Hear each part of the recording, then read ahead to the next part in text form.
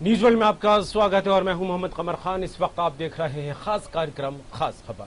Hathras gangrape मामला, इसको लेकर जिस तरह से लगातार एक के बाद एक कई कड़ियां निकलकर सामने आई हैं और उसके बाद देश की जनता में आक्रोश भी देखने को मिला है। न सिर्फ देश की जनता में बल्कि इस मुद्दे को लेकर सियासत भी अपने चरम पर चढ़ती दिखाई देने लगी है और ऐसे में विपक्ष लगातार योगी आदित्यनाथ सरकार पर हमलावर है और योगी सरकार को कटघरे में लगातार खड़ा करता दिखाई दे रहा है विपक्ष, और कई सवाल खड़े किए जा रहे हैं। सबसे बड़ा जो सवाल निकलकर सामने आ रहा है उत्तर प्रदेश से वो यही है कि आखिर उत्तर प्रदेश की कानून व्यवस्था क्यों चरमराई हुई है। जंगल राज का आरोप सरकार पर लगता दिखाई दे रहा है।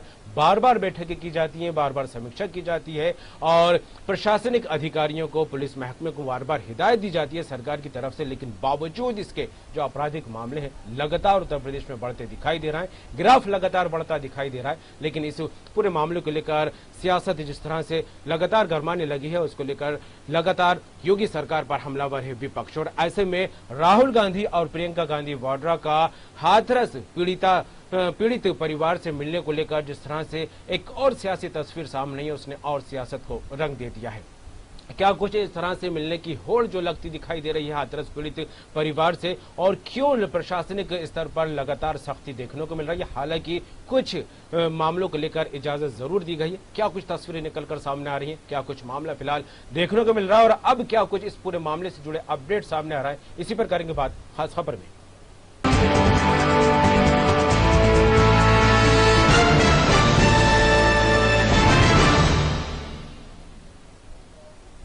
हाथरस गैंगरेप मामले में हर रोज आ रहे नए मोड़ के बीच विपक्ष योगी सरकार पर हमलावरी। पीड़ित परिवार की मुलाकात पर रोक लगाने को लेकर खूब हू हल्ला हुआ और ऐसे में लगाई गई पाबंदियों में अब कुछ छूट भी दे दी गई है। राहुल गांधी और प्रियंका गांधी वाड्रा को हाथरस जाने की इजाजत मिल गई है। राहुल प्रियंका 5 लोगों के साथ जा सकते हैं, इनको इजाजत दे दी गई है, इनको मंजूरी मिल गई है कि 5 लोगों के साथ जाकर पीड़ित परिवार से मुलाकात की जा सकती है। इस पूरे मामले की जांच एसआईटी कर रही है। जांच को लेकर एसआईटी ने अपनी पहली रिपोर्ट दे दी है। अपर मुख्य सचिव गृह अवनीश अवस्थी का बयान भी सामने आया है। उनका कहना है हाथरस मामले में कठोरतम कार्रवाई की जाएगी और दोषियों के खिलाफ दोषियों को जो है सख्त सजा मिलेगी। अवस्थी का यह भी कहना है कि हमने पीड़ित परिवार के सदस्य से बात की है। वहीं अवनीश अवस्थी ने कहा है कि एसआईटी की रिपोर्ट 2 घंटे के बाद कार्रवाई हो गई है और इस पूरे मामले को लेकर सियासी बयानबाजी का दौर भी देखने को मिलने लगा है। सरकार के बचाव में उतरी माध्यमिक शिक्षा राज्य मंत्री गुलाबो देवी का कहना है कि विपक्ष के पास कोई मुद्दा नहीं है, इसलिए हाथरस को मुद्दा बनाया जा रहा है। हालांकि इस पूरे मामले को लेकर पूरे देश में नाराजगी भी है। आगरा में युवाओं का गुस्सा फूट पड़ा और पुलिस फोर्स पर पथराव किया गया। हालत को देखते हुए भारी पुलिस बल तैनात किया गया है।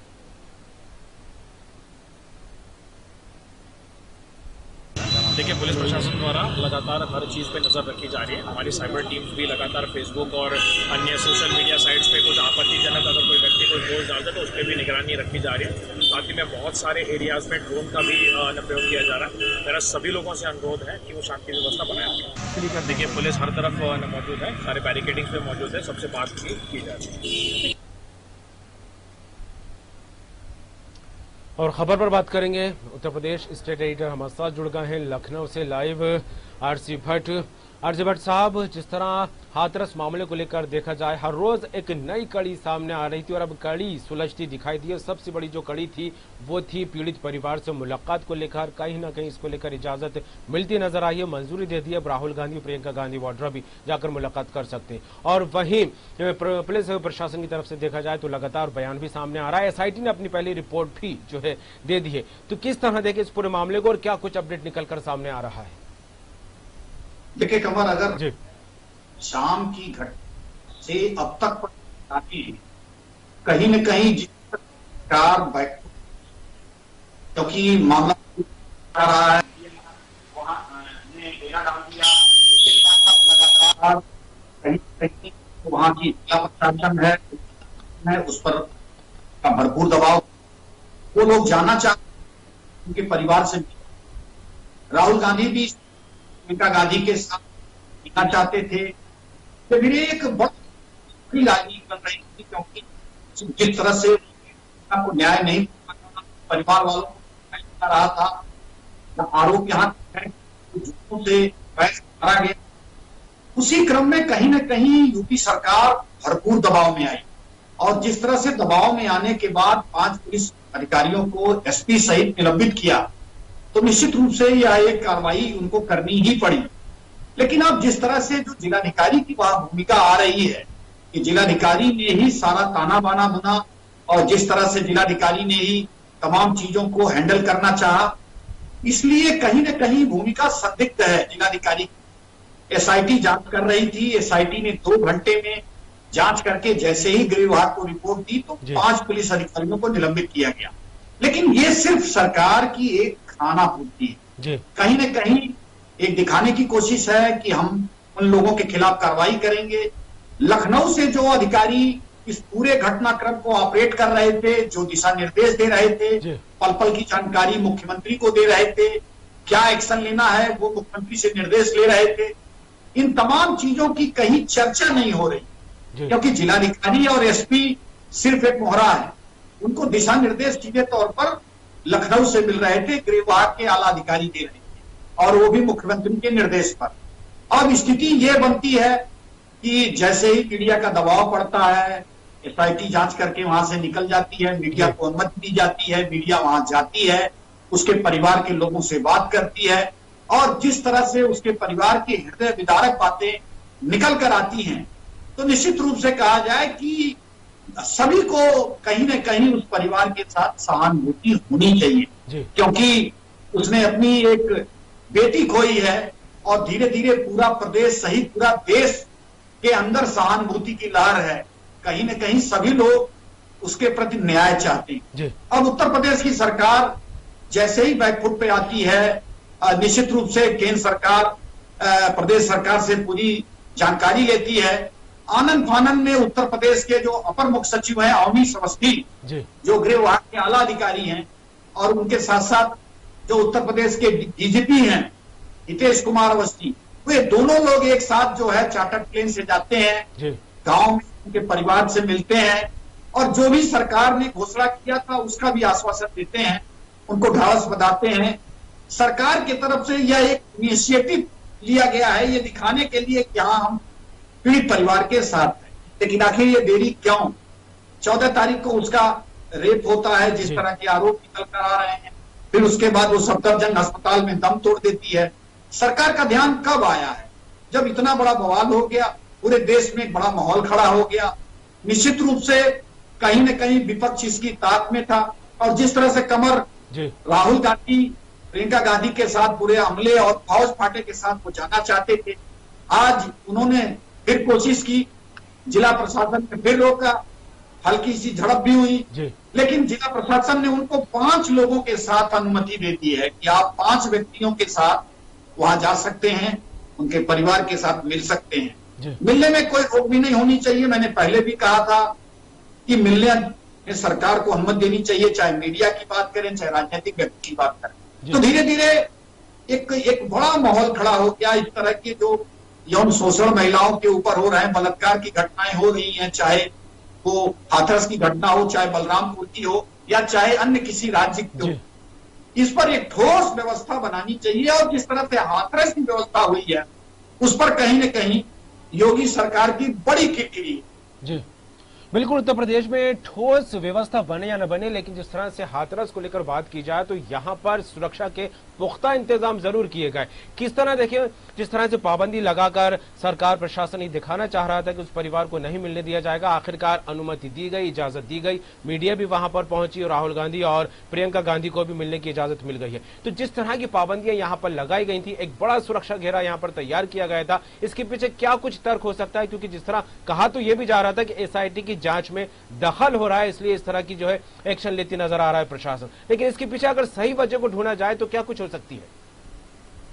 कमल, यह एक यक्ष प्रश्न है और इस प्रश्न का भेद कोई भी जो मीडिया है वो छला नहीं रहा है, दिखा रहा है।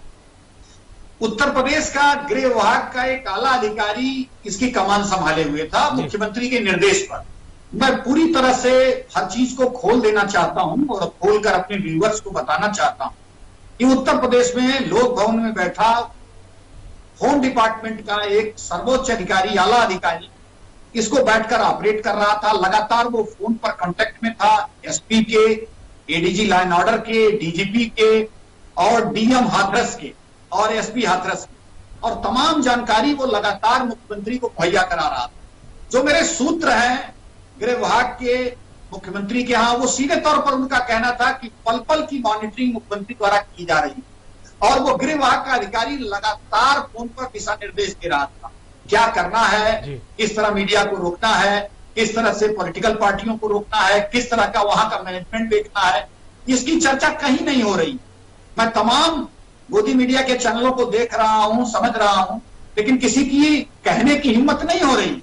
लेकिन लखनऊ से पूरी तरह से इसको ऑपरेट किया जा रहा था, सारा दिशा निर्देश दिया जा रहा था, पल पल की घटनाओं पे नजर रखी जा रही थी। लेकिन जब पानी सर से ऊपर चला गया और पूरे देश में एक बड़ा माहौल हो गया, केंद्र सरकार ने भी हस्तक्षेप किया, प्रधानमंत्री तक बात पहुंची, निश्चित रूप से मुख्यमंत्री से पूछताछ हुई और इस पर कहीं ना कहीं जो मेरे सूत्र बता रहे हैं संघ भी बहुत नाराज है। तो कुल मिलाकर योगी सरकार पूरी तरह से घिर गई और अंत में उनको जो है एक कड़ी कार्रवाई करनी पड़ी और भी कड़ी कार्रवाई उनको करनी पड़ेगी। निश्चित रूप से देर सवेर जिलाधिकारी के खिलाफ कार्रवाई भी होगी और जिस तरह से आज आला विभाग के जो गृह विभाग के आला अधिकारी हैं वो आज वहां गए और निश्चित रूप से उनके पीड़िता के आंसू पोंछने का काम किए। तो ये देखना है कि सरकार और क्या क्या कदम उठाती है। बिल्कुल, सरकार क्या क्या कदम उठा सकती है, लेकिन जिस तरह से सहानुभूति को लेकर आपने बात की कि पीड़ित परिवार से हर एक की सहानुभूति जुड़ी है और सहानुभूति का ही ना जो है जिस तरह से देखा जाए ना मतलब जिस सहानुभूति को लेकर अगर बात की जाए तो देश में सहानुभूति जिसके नजरिए से पूरा देश गुस्से में है भट्ट साहब और जगह जगह प्रदर्शन किए जा रहे हैं, विरोध किए जा रहे हैं और जो दोषी हैं उनको सख्त कार्रवाई की मांग लगातार की जा रही है। लेकिन ऐसे में अगर देखा जाए तो राजनीतिक जो परिदृश्य सामने आ रहा है, राजनीति से जुड़ी तस्वीरें निकलकर सामने आ रही है, वो कितनी उचित है इस तरह के मामलों को लेकर? खबर निश्चित रूप से जब भी कोई चुनी हुई सरकार कोई फैसले लेती है और उस फैसलों में कमियां रहती हैं तो निश्चित रूप से विपक्ष हमलावर होता है। कमोवेश इस भारतीय जनता पार्टी की जो सरकार है 2017 में जब चुनाव में उतरी थी तो उन्होंने साफ तौर पर अपने संकल्प पत्र में ये कहा था, वो संकल्प पत्र आज भी मेरे पास मौजूद है, उसकी लाइनें आज भी पढ़ी जा सकती हैं कि हम महिलाओं की सुरक्षा के लिए एंटी रोमियो स्क्वाड बनाएंगे और पूरी तरह से वचनबद्ध हैं कि महिलाओं की सुरक्षा करें। अब प्रदेश में पूर्ण बहुमत के साथ भारतीय जनता पार्टी की सरकार आती है। ये उत्तर प्रदेश के मुख्यमंत्री की जिम्मेदारी है कि उत्तर प्रदेश में जो हमारी माइनर बच्चियां हैं, जो हमारी युवतियां हैं, महिलाएं हैं, उनको पूरी तरह से संरक्षण देना और कहीं ना कहीं ऐसे लोगों को चिन्हित करना जो मंचले टाइप के हैं, जो स्मैकिए नशेड़ी हैं, जो अति उत्तेजना में आकर यौन शोषण करते हैं, महिलाओं के प्रति अपराध करते हैं। ग्राम स्तर पर, तहसील स्तर पर ये तमाम व्यवस्थाएं बनानी चाहिए। सरकार ने ये नहीं बनाया, सिर्फ एक एंटी रोमियो दल बनाकर कुछ मंचलों को गिरफ्तार कर लिया। सरकार गंभीर तो हो, कम से कम उत्तर प्रदेश में मजबूती के साथ इस तरह के यौन अपराध को रोकना है। अगर ये सरकार संकल्प कर ले तो निश्चित रूप से कोई भी यौन अपराध करने की हिम्मत नहीं कर सकता। यह एक बड़ा सवाल है। सरकार के पास शक्ति नहीं है, सरकार अन्य दूसरे कामों में उलझी हुई है, कहीं हिंदू मुस्लिम का बाजा बज रहा है, कहीं सरकार और फैसले कर रही है। लेकिन कहीं न कहीं इस दिशा में अगर प्रयास किया जाए कि थाने स्तर पर, ग्राम स्तर पर इन तमाम लोगों को चिन्हित करके पूर्णतः महिलाओं को सुरक्षित किया जाए और पुलिस प्रशासन को ये दिशा निर्देश हो, तब जाके कहीं हो। लेकिन उसके साथ साथ जिस तरह से विपक्ष इस ताक में बैठा है कि सरकार गलती करे और हम तैयार रहें, जैसे ही घटना होती है राजनीति की रोटियां पूरी तरह सेकना चालू कर देते हैं, चाहे समाजवादी पार्टी हो, चाहे कांग्रेस पार्टी हो, चाहे आप पार्टी हो, चाहे बहुजन पार्टी हो। दलित की नेता कहने वाली मायावती कमरे से बाहर नहीं निकलती हैं, सिर्फ ट्वीट करके जो है वो बयानबाजी करती हैं। निश्चित रूप से उत्तर प्रदेश में 2022 में चुनाव होने हैं, सबको कहीं न कहीं सत्ता में आने की ललक है, लेकिन वो भी सत्ता में कई बार रही है, अखिलेश यादव भी सत्ता में कई बार रहे हैं, भारतीय जनता पार्टी भी कई बार सत्ता में रही है।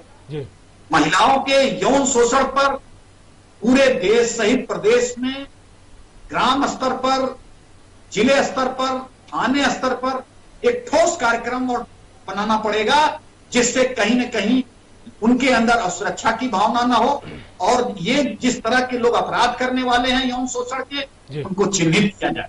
राजनीति तो होगी, और जिस तरह से राजनीति हो रही है कि शव पे राजनीति हो रही है, बहुत सारी घटनाएं अन्य राज्यों में भी घट रही है, उस पर चर्चा नहीं हो रही है। बलरामपुर में इतनी बड़ी घटना हुई, उस पर चर्चा नहीं हो रही है। उस बिटिया को भी न्याय चाहिए, उसके परिवार को भी न्याय चाहिए, लेकिन कहीं कोई पुरसा हाल नहीं है। सरकार ने अभी कोई खास घोषणा भी नहीं की है, कोई आला अधिकारी भी नहीं गया है। ये सरकार की विफलता है, और विपक्ष की कहीं न कहीं राजनीतिक रोटी सेकने की यह एक आदत है। बिल्कुल, राजनीतिक रोटियां हर एक दल सेकता नजर आता है, चाहे विपक्ष की बात हो या सत्तारूढ़ पार्टी की बात हो। लेकिन बसपा की भी सरकार उत्तर प्रदेश में रही है, भट्ट जी, सपा की भी रही है, बीजेपी की भी रही है। पार्टियों ने राज किया है इस प्रदेश में, लेकिन जब जब मैनिफेस्टो घोषित किया जाता है, इसमें बड़ी बड़ी घोषणाएं की जाती हैं कि उत्तर प्रदेश से अपराध को खत्म कर दिया जाएगा, जीरो टॉलरेंस की नीति अपनाई जाएगी और अपराध का जो गिराफ बढ़ा उसको नीचे लाने की भरपूर कोशिश की जाएगी। सरकारें आती हैं, बदल जाती हैं, सरकार राज करके चली जाती है, चुनाव आते हैं, फिर ये मुद्दा गरमाने लगता है। और ऐसे में हाथरस और अन्य दूसरे मामलों को लेकर बात की जाए तो सियासत अपने चरम पर। तो क्या लगता है, सिर्फ एक चुनावी मुद्दे बन के रह जाता है अपराध से जुड़े मामले जब जब सामने आते हैं, या फिर सत्ता में जिस तरह से घोषणा की जाती है उसको लेकर भी कुछ काम होता है? निश्चित रूप से मुझे याद है गायत्री प्रजापति का जब मामला था और उत्तर प्रदेश में विधानसभा के चुनाव हो रहे थे, तो देश के वर्तमान प्रधानमंत्री नरेंद्र मोदी ने गायत्री मंत्र की बात कही, एक कटाक्ष किया, और गायत्री प्रजापति के इशू पर उन्होंने बयान दिया। आज वो मुद्दा कहां है? उत्तर प्रदेश में बहुत सारे ऐसी घटनाएं हुई जिनकी चर्चा हुई, लेकिन सिर्फ चुनाव में। आज उस रेप पीड़िता की जो महिला है रही है, उसके परिवार वालों के साथ सहानुभूति है। अभी 2 दिन बाद कोई पुरसा हाल नहीं हो। तो ये कहीं न कहीं इस घटनाओं को रोका जा सकता है। अगर गांव में मंचले हैं और उन मंचलों की आदतें दिखाई पड़ रही, तो हमारे क्षेत्र के उस गांव के उस संबंधित थाने के थानेदार कहां हैं, वहां के बीट पुलिस ऑफिसर कहां हैं, कांस्टेबल कहां है, उनको जानकारी होनी चाहिए कि इस गांव में मंचले हैं और वो छेड़छाड़ करते हैं, उनको गिरफ्तार करना चाहिए, उनको लॉकअप पे अंदर डालना चाहिए। तो ये सरकार तो करेगी नहीं। सरकार के लिए कोई ठोस प्लान तो है जी, वो प्लान तो बनाए, वादे तो करती है चुनाव में कि हम महिलाओं को सुरक्षा देंगे। अरे काहे की सुरक्षा देंगे? महिलाओं के खिलाफ जो यौन शोषण के केस हैं वो उत्तर प्रदेश में बहुत ज्यादा है। मैं लगातार 25 वर्षों से देख रहा हूं, हर सरकारों में इस तरह की घटनाएं हुई हैं, कोई अछूता नहीं है, लेकिन सरकार के पास उनकी सुरक्षा को लेकर कोई ठोस प्लान नहीं है। उस ठोस प्लान को तैयार करने की जरूरत है, न कि राजनीति रोटी से। बिल्कुल भट्ट साहब, प्रशासन के स्तर पर देखा जाए जिस तरह से एसआईटी जांच करती दिखाई दे रही है, अपनी पहली रिपोर्ट भी एसआईटी ने जारी कर दी और ऐसे में अपर मुख्य सचिव गिरिया अवनीश अवस्थी का बयान भी सामने आया है। उनका कहना है कि हाथरस मामले में कठोरतम कार्रवाई की जाएगी और दोषियों को कड़ी सजा दी जाएगी। कानून अपना काम करता दिखाई दे रहा है, लेकिन जिस तरह से लगातार मांग उठती दिखाई दे रही कि फास्ट ट्रैक कोर्ट में मामले को ले जाना चाहिए, सख्त कार्रवाई की जानी चाहिए, तो क्या लगता है जिस तरह से बार बार मांग उठ रही है इसको लेकर प्रशासन आगे क्या कुछ कदम उठा सकता है? देखिए, साफ तौर पर योगी आदित्यनाथ का ट्वीट आया है, एक शब्द भी अभी बाबा जी ने कुछ बोला नहीं जी, लेकिन उनका एक ट्वीट जरूर आया है। उस ट्वीट पर उन्होंने सीधे तौर पर महिलाओं की अस्मिता सुरक्षा का वादा किया है। इस तरह की तमाम चीजें हम लगातार देखने को मिल रही है। पूरे चुनाव भर हमने सुना, 3.5 सालों में हर भाषणों में यही सुन रहे हैं, लेकिन कोई ठोस प्लान तो हो।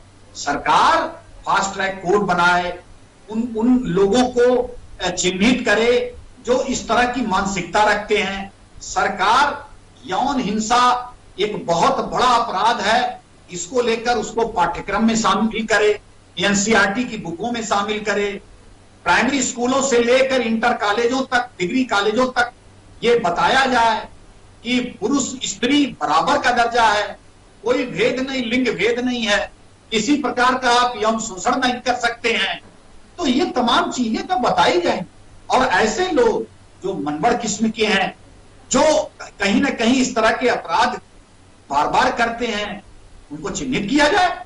सरकार को एक बड़ा प्लान तैयार करना पड़ेगा, और हिंदू मुस्लिम करने से नहीं ये बात बनेगी। एक बड़ा प्लान तैयार करें, ब्लूप्रिंट बनाएं, जिले स्तर, थाने स्तर, ग्राम स्तर पर इसको लागू करें। फिर देखिए हमारी महिलाएं अपने पूरे जेवर के साथ आधी रात को सड़क पर घूम निकल जाएंगी, लेकिन कोई उनकी तरफ आंख उठा के नहीं देखेगा। बिल्कुल। और इस पूरे मामले के बीच जिस तरह से सियासी बयानबाजी का दौर लगातार जारी है, सरकार के बचाव में उतरती दिखाई दी है माध्यमिक शिक्षा राज्य मंत्री गुलाबोदेवी भट्ट साहब। उनका साफ तौर पर कहना है कि विपक्ष के पास कोई मुद्दा नहीं है, हाथरस मामले को मुद्दा बनाया जा रहा है। लेकिन जिस तरह से उत्तर प्रदेश में देखा जाए तो मुद्दों की सियासत तो कहीं नजर आ ही नहीं रही है। जी भट्ट जी। निश्चित रूप से अगर आप देखें जिस चीज की बुनियादी जरूरत है उत्तर प्रदेश में, उसकी बात ही नहीं हो रही। उत्तर प्रदेश की सड़कों का हाल खराब, उत्तर प्रदेश की कानून व्यवस्था खराब, उत्तर प्रदेश के तमाम और बहुत सारी समस्याएं हैं। इस समय कोविड-19 का प्रकोप है, रोजगार की समस्या है, बिल्कुल लोगों के रोजगार नहीं है। विपक्ष भी हताश और निराश है। विपक्ष को बस रोटी सेकने की जरूरत है कि किसी तरह हमारी रोटी फूल जाए और हम उसको खा लें। ये ऐसे नहीं चलेगा। आपको जनता के लिए काम करना पड़ेगा। आपको एक सशक्त विपक्ष की भूमिका निभानी पड़ेगी। आपको एक ऐसे विपक्ष की भूमिका निभानी पड़ेगी जो सरकार के हर गलत कामों का मजबूती से विरोध करे। और यही सत्ता पक्ष को हर वो कार्यक्रम बनाने पड़ेंगे जो कहीं जनहित में हो। महिलाओं का यौन शोषण का भी मामला या एक जनता से जुड़ा हुआ मामला है। हमारी मां, बहनें, बेटियां सुरक्षित रहें उत्तर प्रदेश में, इसके लिए एक ठोस कानून की जरूरत है। और सरकार को सिर्फ हवाई बांध बनाने की आवश्यकता नहीं पड़ेगी, इसको जमीन पे लागू बनाएं। चलिए, बिल्कुल क्या कुछ सिस्टम बनता है, क्या कुछ गाइडलाइन बनती है उत्तर प्रदेश में आपराधिक गिराफ को कम करने को लेकर। लेकिन जिस तरह से एक के बाद एक महिलाओं, युवतियों और बच्चियों के साथ बलात्कार की घटनाएं आ रही हैं, इसको लेकर भी क्या कुछ खाका तैयार किया जाता है सरकार की तरफ से प्रशासनिक स्तर पर, वाकई देखने वाली बात होगी। जुड़ने के लिए तमाम बात के लिए आपका भट्ट जी बहुत बहुत शुक्रिया। तो हाथरस मामला एक ऐसा उत्तर प्रदेश का मामला बन गया है जिसका गुस्सा पूरे देश में तो देखने को मिल ही रहा है, तो वहीं कहीं ना कहीं सियासी जो तस्वीर है लगातार सामने आने लगी है। राहुल गांधी, प्रियंका गांधी वाड्रा को लेकर बात की जाए तो लगातार जद्दोजहद करते नजर आ रहे थे पीड़ित परिवार से मुलाकात को लेकर। आज उसको लेकर भी जो है कड़ी लूज होती दिखाई दी है और इजाजत मिल गई है। मीडिया भी पीड़ित परिवार से मिलने जा चुका है और ऐसे में एसआईटी ने अपनी पहले रिपोर्ट भी पेश कर दी है। और जिस तरह से देखा जाए प्रशासनिक स्तर पर यह बड़ा बयान भी सामने आया है कि कठोरतम कार्रवाई इस पूरे मामले को लेकर की जाएगी और जो दोषियों पर जो है सख्त कार्रवाई करते हुए उनको सख्त सजा दी जाएगी। फिलहाल देखने वाली बात होगी कि सरकार की तरफ से भी कई बातें इस मामले को लेकर की जा रही, सियासतदार भी अपनी सियासी रोटियां सेकते नजर आ रहे हैं और समाज के लोगों में भी इस मामले को लेकर गुस्सा है। आगामी दिनों में क्या तस्वीर सामने आती है, क्या कुछ तस्वीर बदलती है, ये देखने वाली बात होगी। खास खबर में फिलहाल इतना ही। दीजिए इजाजत, बाकी खबरों के लिए बने रहिए न्यूज़ वर्ल्ड के साथ।